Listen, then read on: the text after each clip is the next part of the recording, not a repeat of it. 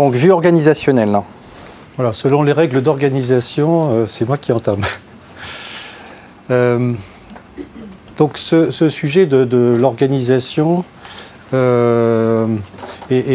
un sujet qui est effectivement clé parce que je vais vous donner mon point de vue, puisque c'est ça notre règle du jeu, chacun donnera son point de vue. Et ce point de vue, il est pour ma part largement basé sur l'expérience de déploiement. On l'a dit,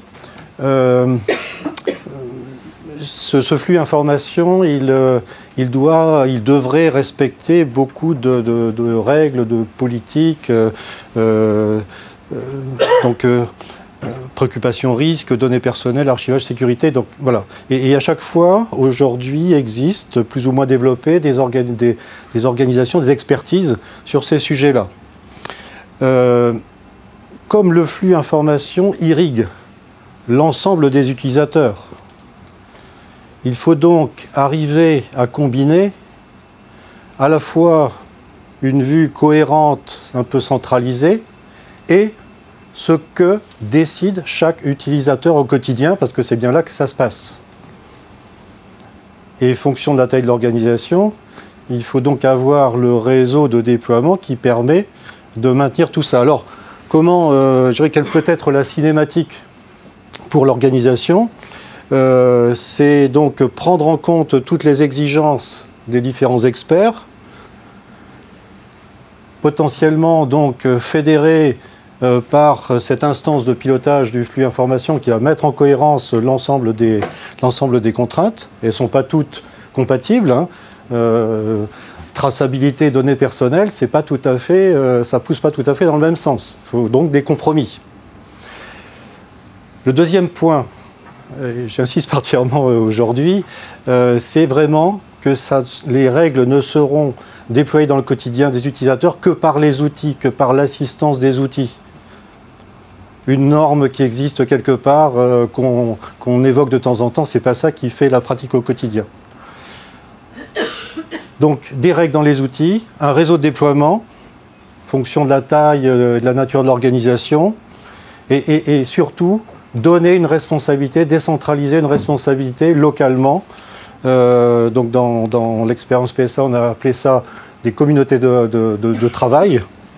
En tout cas, le point important, c'est de toucher l'ensemble des utilisateurs et de mettre en place des personnes à temps tout à fait partiel qui vont pouvoir gérer, jardiner localement l'information parce que c'est un aspect collectif qui est local. Voilà la vue d'organisation telle que je la propose, mais c'est mon point de vue. Donc, allons-y. Moi, ce sujet-là, je vais l'aborder sous l'angle d'une question, une nouvelle question finalement. Est-ce qu'il ne vaut pas mieux mettre en place une entité de pilotage, qui est plutôt la réponse apportée par Daniel, ou redonner de l'autonomie aux employés? Les deux sont à la fois complémentaires et antagonistes.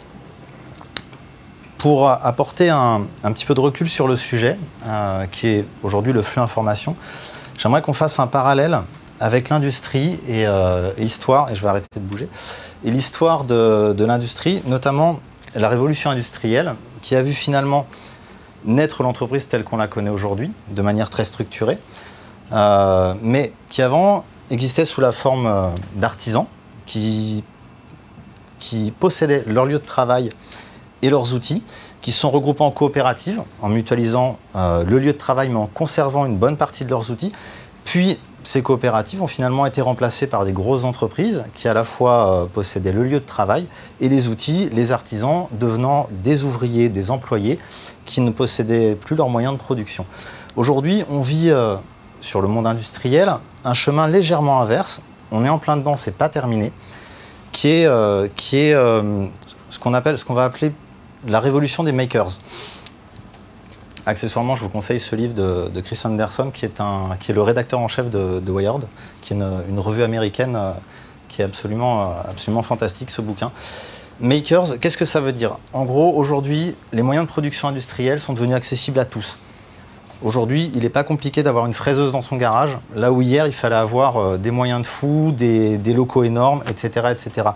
Les imprimantes 3D commencent à débarquer, même si elles ne sont pas aujourd'hui capables de concurrencer l'industrie.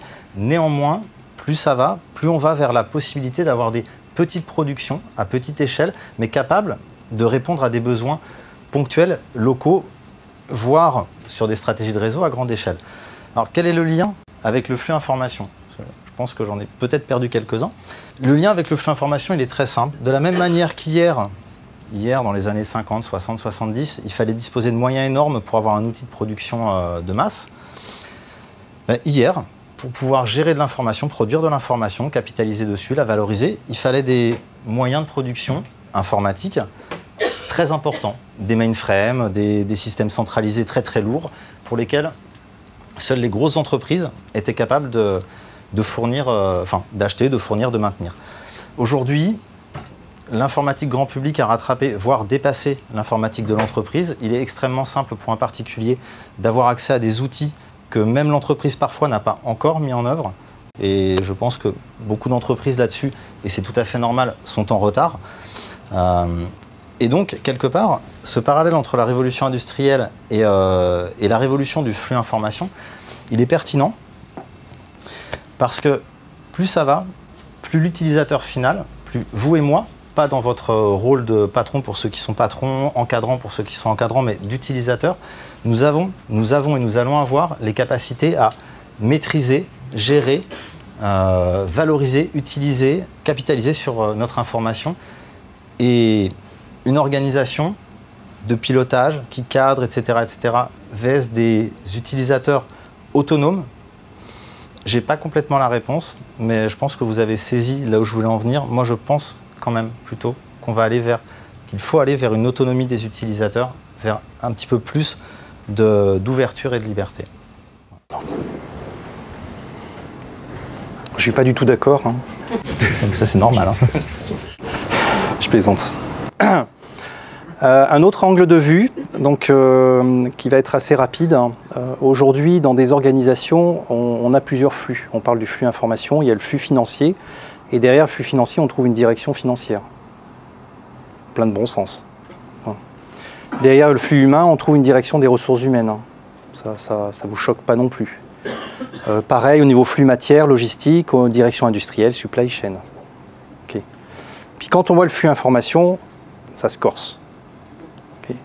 On a le contrôle interne, une entité de KEM, on a du juridique, département archivage, des SIL, des bibliothèques, des documentalistes, gestion de sécurité, on a les réputations, parce qu'il faut regarder un petit peu vers l'extérieur aussi. On a la DSI, hein, l'informatique, l'intelligence économique, de la veille, et je dois en rater, à mon avis, une dizaine.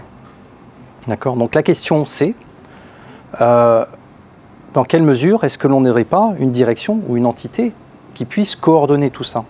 Alors une entité qui prenne le rôle ou qui porte les domaines d'expertise de tout ce qui existe, personnellement, je trouve que ça n'a pas de sens. Les domaines d'expertise sont nécessaires pour gérer le flux information, qui est complexe à gérer. Par contre, qui donne une cohérence entre l'ensemble de ces expertises, qui crée des ponts entre ces experts, je pense que c'est une réflexion à avoir. Donc une instance qui crée des ponts entre les experts de l'information, c'est presque une obligation aujourd'hui. À réfléchir. Voilà pour la première partie, le premier sujet. Donc maintenant, nous, on va arrêter de parler. On va vous proposer, vous, de débattre un petit peu de ce thème.